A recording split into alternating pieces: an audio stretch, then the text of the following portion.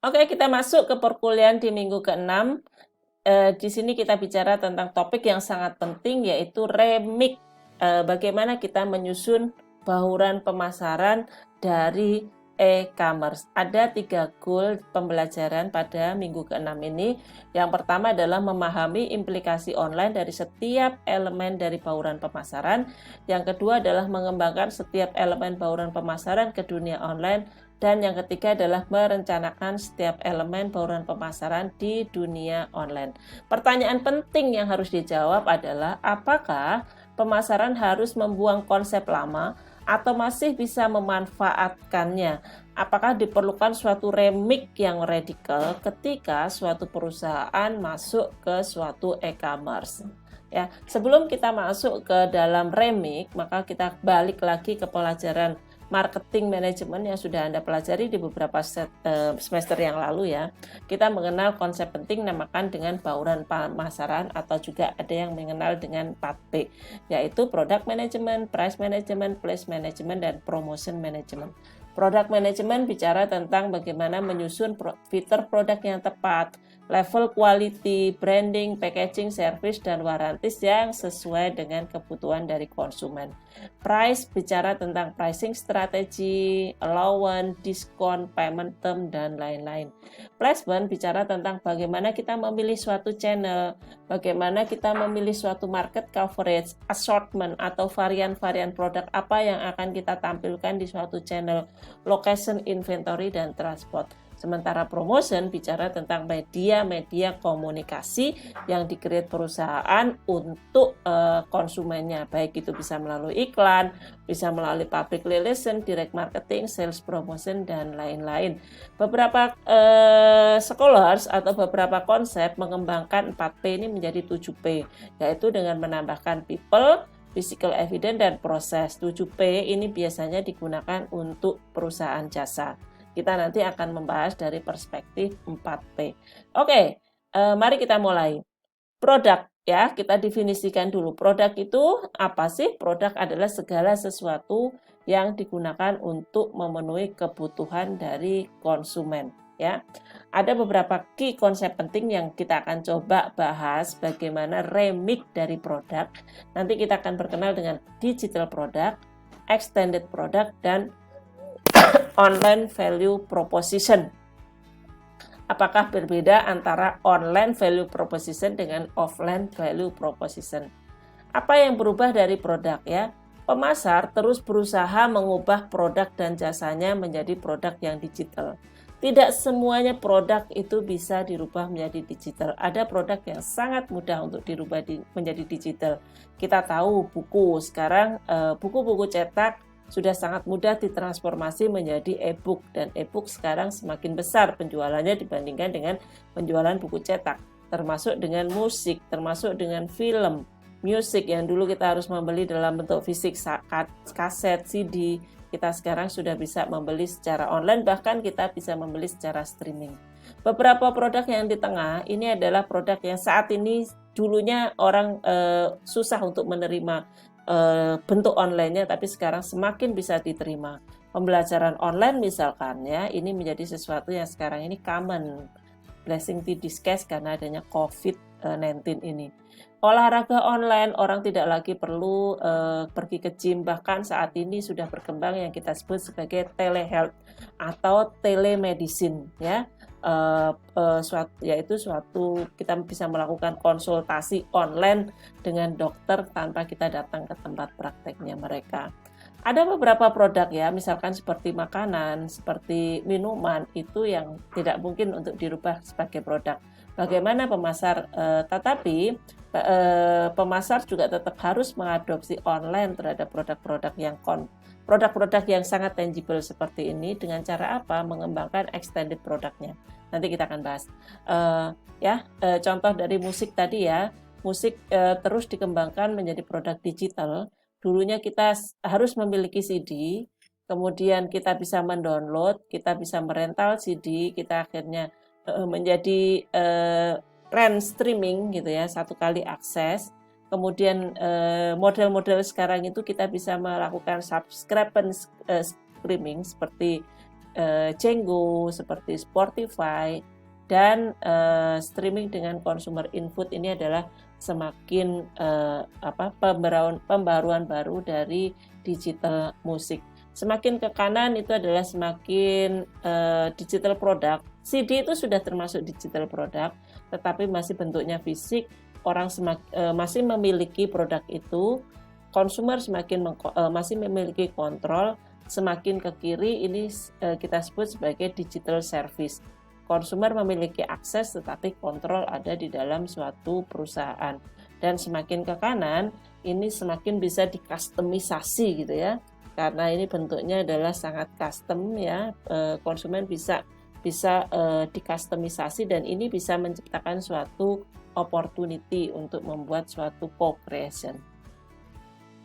Nah, tadi kita bicara bagaimana dengan suatu produk yang bukan konvensional ya, produk tangible seperti makanan yang tidak mungkin untuk kita rubah menjadi digital. Pemasar mengembangkan yang kita sebut sebagai extended product. Produknya tetap Pepsi, tetap minuman, soda gitu ya, tetapi menambahkan Pepsi itu dengan suatu experience yang lain. Ingat ya, tadi kebutuhan orang kan tidak hanya sekedar bicara tentang need yang sifatnya adalah fisik, haus, minum gitu ya, tetapi ada experience-nya ketika dia mengkonsumsi suatu produk. Pepsi menciptakan sesuatu yang unik gitu ya, pengalaman unik di digital yang melengkapi kenyamanan atau keenakan konsumen ya ketika dia mengkonsumsi produk fisiknya Pepsi. Itu kita sebut sebagai extended product. Yang terakhir adalah apa yang berubah, ini bicara tentang value proposition ya. Value proposition online itu berbeda dengan value proposition offline. Value proposition online itu harus menekankan pada kedekatan karena kita bisa melakukan sesuatu kustomisasi ya dengan si konsumen. Kita harus menekankan pada interaktivitas dan kedalaman konten. Harus menekankan pada layanan yang cepat, nyaman, mudah, dan lebih affordable atau lebih terjangkau, murah. Pricing bicara tentang jumlah harga atau jumlah pengorbanan yang dibayar oleh konsumen untuk mendapatkan suatu produk ya. Price ini adalah satu-satunya value yang dia dapatkan dari si konsumen. Kalau yang lainnya tadi bicara tentang cost ya. Produk itu menimbulkan cost buat perusahaan, promotion juga cost, place juga cost. Price ini adalah satu-satunya perusahaan itu bisa mendapatkan sumber value dari value balik dari konsumen atas value yang sudah diberikan kepada konsumen. Karena itu perusahaan harus cukup berhati-hati untuk mensecure atau untuk mengamankan pricing strateginya ini. Ada beberapa hal yang harus diketahui oleh produsen atau e-commerce pemasar terkait dengan pricing. Konsumen itu sekarang ini mengetahui harga sebelum dia ada di toko. Dari mana? Ya, karena dia sudah bisa searching. Kalau dulu kita itu harus tahu harga suatu produk kalau kita sudah datang ke tokonya, kita melihat langsung berapa harga yang ditempelkan di toko tersebut. Tetapi dengan perkembangan saat ini, konsumen sudah bisa tahu dengan apa implikasinya buat perusahaan. Ini akan membuat suatu persaingan yang lebih tajam karena konsumen akan cenderung untuk membandingkan harga.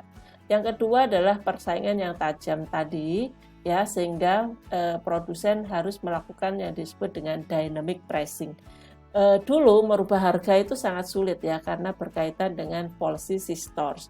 Saat ini ya dengan online perusahaan itu bisa merubah harga dengan lebih mudah, dengan lebih cepat, dan bahkan perusahaan itu harus mengadopsi yang disebut dengan dynamic pricing.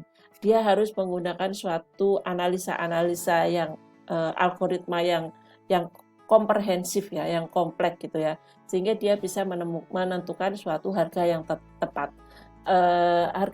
Bagaimana dia harus melihat bagaimana kompetitor, dia harus melihat persediaan dan bisa memprediksi kira-kira demand ke depan seperti apa. Contohnya adalah di airline, Anda tahu airline tuh harganya bisa berubah terus ya. Setiap jam dia harganya berubah karena dia menggunakan algoritma untuk mengukur dynamic pricing-nya. Termasuk di marketplace ya, kalau harga sangat bisa berubah, tiba-tiba ada perusahaan nanti ikut flash sale gitu karena tahu bahwa produk itu sudah sangat banyak di pasar, persaingan sudah sangat tajam sehingga dia tidak susah untuk bersaing lagi secara quality. Maka dia harus menurunkan harganya dengan flash sale dan lain-lain. Atau bahkan kalau produk itu sedang langka, maka dia bisa dengan cepat menaikkan harganya dengan dynamic pricing. Nah, yang ketiga, apa yang berubah? Konsumen itu dengan mudah membandingkan harga dan kualitas.